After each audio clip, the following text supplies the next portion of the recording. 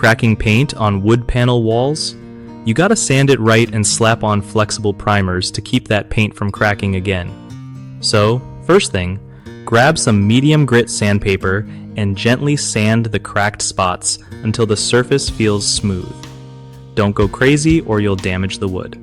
Next, wipe down the walls with a damp cloth to get rid of all the dust and grime.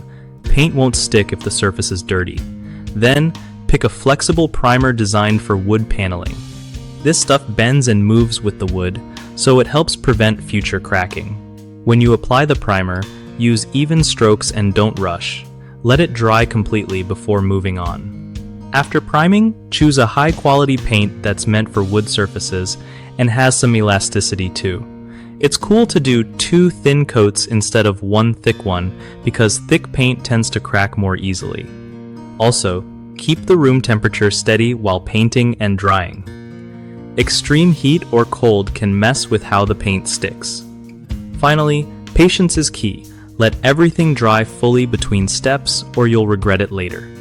One of the biggest mistakes people make when fixing cracking paint on wood panel walls is skipping the sanding step. If you don't smooth out the cracked areas, the new paint won't adhere properly and will peel off fast.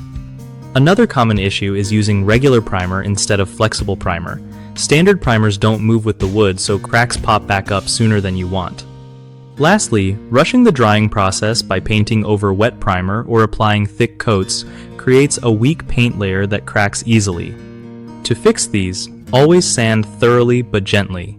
Invest in a flexible primer specifically made for wood paneling and apply thin coats while letting each one dry fully before going to the next. BigHomeProjects.com is great if you're overwhelmed trying to find trustworthy local contractors for your home fixes like this. Plus, if you're a contractor, it's a solid way to connect with homeowners who actually need your skills and get more work without the hassle.